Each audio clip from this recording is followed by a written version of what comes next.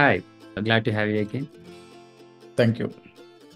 So, yeah, now we'll be doing the preview for match number 57, that is between SRH versus LSG. So, yeah, your thoughts on this? డెఫినెట్గా చాలా interesting match, చాలా important match.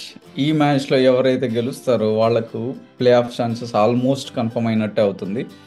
But ఈ మ్యాచ్లో కనుక SRH and LSG ఎవరు ఓడిపోతారో వాళ్ళు down the టేబుల్కి వెళ్ళే chances ఉంటాయి. సో ఈ మ్యాచ్ ఈ రెండు టీమ్స్కి చాలా ఇంపార్టెంట్ మ్యాచ్, చాలా క్రూషియల్ మ్యాచ్ అండ్ సూపర్ ఎంటర్టైనింగ్గా ఉండబోయే మ్యాచ్ మిగిలిపోతుంది ఈ match. Yeah, definitely. This is going to be a very crucial match for both the teams అని అనుకోవచ్చు. అండ్ టాస్ అండ్ పిచ్ గురించి మాట్లాడుకుంటే ఎలా ఉండబోతుంది? ఐ థింక్ మనం హైదరాబాద్ చూసాము.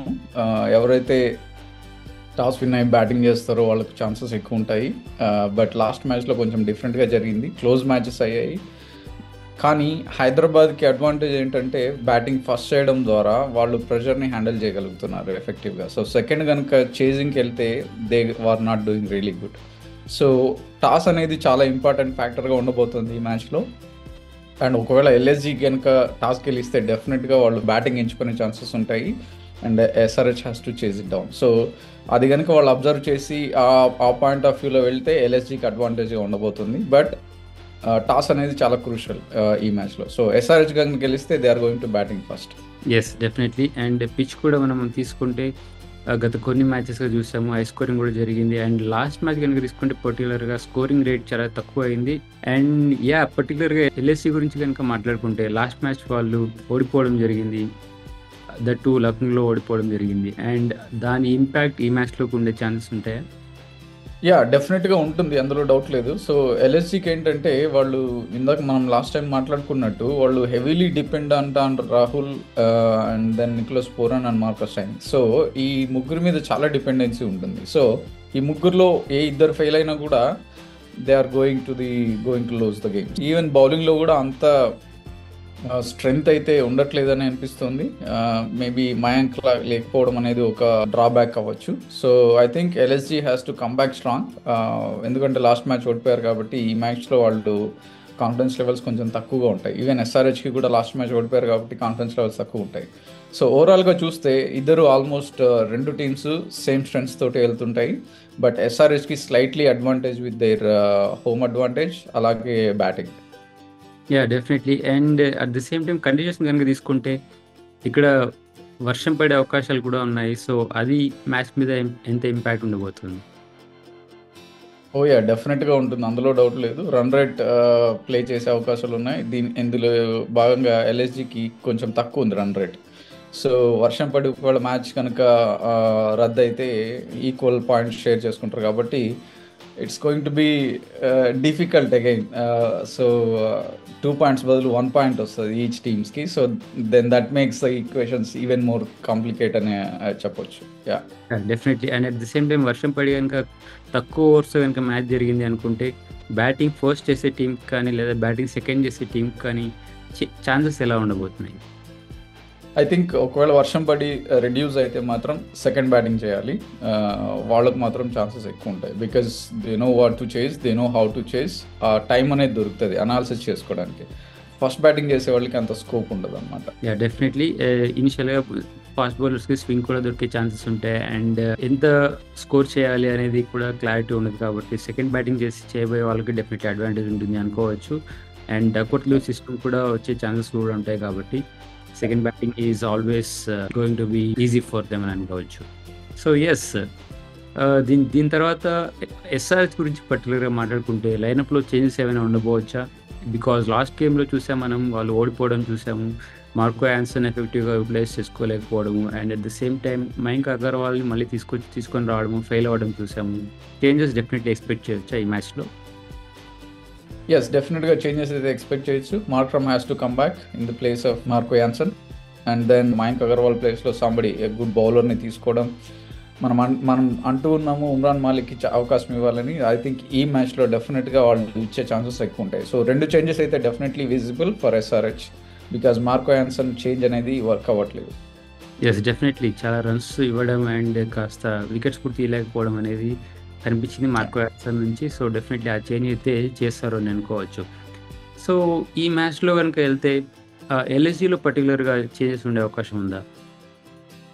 ఎల్ఎస్జీలో I think they will probably stick to the same lineup because Mayank Yadav లేడు కాబట్టి I think they will go with the same bowling lineup, అందులో డౌట్ లేదు. అండ్ వాళ్ళకు మేబీ ఒక అవకాశం వాళ్ళు చేయాల్సి వస్తే కనుక పడికల్ని ప్లే చేసే అవకాశం ఉంటుంది. సో వాళ్ళకు లెఫ్ట్ అండ్ రైట్ కాంబినేషన్స్ దొరికే అవకాశం ఉంటుంది. And at the same time top ఆర్డర్లో కనుక ఇంకొక చేంజ్ చేయాల్సి వస్తే డికాక్ని తీసుకోవచ్చు. బట్ డికాక్ మనం చూసాము అతను ఫామ్లో లేడు. సో అతనికి మళ్ళీ అవకాశం వస్తుందా రాని అనేది it's a big question mark.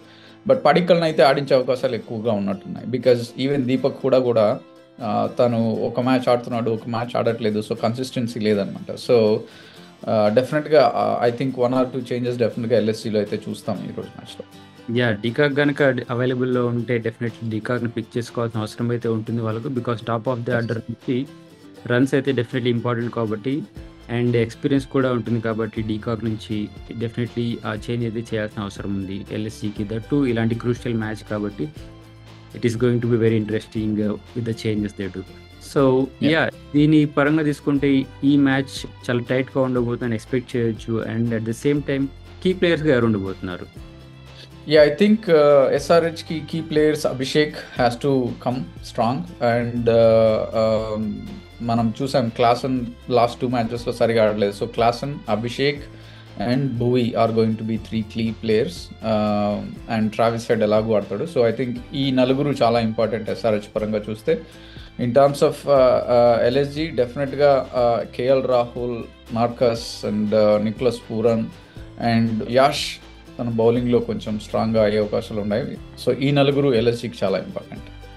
Definitely Hyderabad pitch కనుక తీసుకుంటే జనరల్గా పేసర్స్కి కాస్త అడ్వాంటేజ్ ఉండే అవకాశం ఉంటుంది. And at the same time bats కూడా చాలా మంచి గ్రౌండ్ అని చెప్పుకోవచ్చు. సో ఇలాంటి మ్యాచ్లో ప్రిడిక్షన్స్ ఎలా ఎక్స్పెక్ట్ చేయాలి?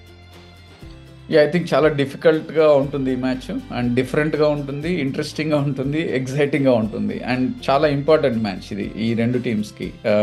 Because play offs are near by. వాళ్ళు ఈ మ్యాచ్ గెలిచి కొంచెం ఇంప్రూవ్ చేసుకోవాలి వాళ్ళ రన్ రేట్ కానీ ప్లస్ పాయింట్స్ కూడా. కాబట్టి ఎస్ఆర్హెచ్కి కొంచెం అడ్వాంటేజ్ ఉండే ఛాన్సెస్ ఉన్నాయి because of the home conditions. And ఎస్ఆర్హెచ్కి బ్యాటింగ్ స్ట్రెంగ్త్ ఎక్కువ ఉంది కంపేర్ టు ఎల్ఎస్జీ. సో దాన్ని కంపేర్ చేసి చూస్తే SRH is slightly ahead and I'm going with SRH in this match.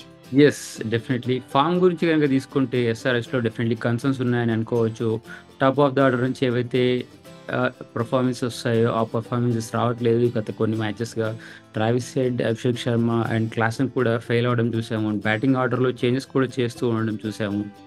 So ఈ పర్టికులర్ మ్యాచ్కి వీళ్ళు డెఫినెట్లీ మంచి పర్ఫార్మెన్స్ చేయాల్సిన అవసరం అయితే ఉంటుంది. సో అది ఎలా అడ్రస్ చేస్తారు ఎస్ఆర్హెచ్? ఐ థింక్ డెఫినెట్గా క్లాసన్ నుండి మంచి ఇన్నింగ్స్ రావాలి. At the same time Abhishek నుండి కూడా. ఐ థింక్ ఈ మ్యాచ్లో వాళ్ళిద్దరిలో ఒకరు డెఫినెట్గా పర్ఫామ్ చేయాలి. అండ్ ఐఎమ్ థింకింగ్ ఈ మ్యాచ్లో definitely they are going to come back super స్ట్రాంగ్గా అనిపిస్తుంది SRH. Because it's been a while we have seen huge innings from SRH. So I think ఇద్దరికి ఈ మ్యాచ్ చాలా ఇంపార్టెంట్. All right. అలాగే bowling concerns కూడా ఉన్నాయి ఎస్ఆర్హెచ్కి అని అనుకోవచ్చు. కానీ ఎల్ఎస్జీతో కంపేర్ చేసుకుంటే ఎల్ఎస్జీలో లాస్ట్ మ్యాచ్లో చూసాము మోసిన్ ఖాన్ అవైలబుల్లో లేకపోవడము, కంకషన్ రావడము, అండ్ దెన్ సబ్స్టిట్యూట్ కూడా ప్లే చేయడం చూసాము. సో డెఫినెట్లీ బౌలింగ్ కన్సర్న్స్ రెండు టీమ్స్కి ఉన్నాయని అనుకోవచ్చు. సో ఈ మ్యాచ్ని ప్యాట్ కమిన్స్ నుంచి కెప్టెన్సీ ఎలా ఎక్స్పెక్ట్ చేస్తున్నాం? డెఫినెట్గా he is going to be crucial ఈ మ్యాచ్లో. Pat Cummins and experience from Bhuvneshwar Kumar is going to be crucial for SRH, especially their bowling attack. అండ్ దానికి తోడు నితీష్ని ఎలా యూస్ చేసుకోవాలి, అండ్ దెన్ ఉన్నద్ కత్ని లేకపోతే ఉమ్రాన్ మాలిక్ని మ్యాచ్లో ఆడించడం చాలా ఇంపార్టెంట్. అండ్ నటరాజన్ కూడా హీఈస్ డూయింగ్ గుడ్. కాబట్టి ఐ థింక్ ఎస్ఆర్హెచ్కి స్లైట్లీ అడ్వాంటేజ్ ఉంది from the bowling stand point ఎల్ఎస్జీతో పోలిస్తే. But how they are going to change this bowling order అనేది ఆలోచించాలి. అండ్ ఎవరికి ఛాన్సెస్ ఇస్తారనేది ఆలోచించాలి. సో యాన్సన్ని మాత్రం డెఫినెట్గా పక్కన పెట్టాలి ఈ మ్యాచ్కి, లేకపోతే చాలా ఇబ్బంది పడే అవకాశాలు ఉంటాయి. డెఫినెట్లీ ఈ రెండు టీమ్స్ ఓడిపోయి ఈ మ్యాచ్లోకి వస్తున్నాయి. అండ్ ఈ మ్యాచ్ వాళ్ళకి డెఫినెట్లీ క్రూషియల్ అవ్వబోతుంది ప్లే ఆఫ్స్ చేరడానికి. అండ్ 2 points అనేటివి really important at this point of time. So ఈ మ్యాచ్ వెరీ ఇంట్రెస్టింగ్గా ఉండబోతుంది. And hopefully rain stays away and we are going to get a good match అని expect చేయాలి. So that Yeah. Is for this match. Thanks for joining. Thank you. See you tomorrow.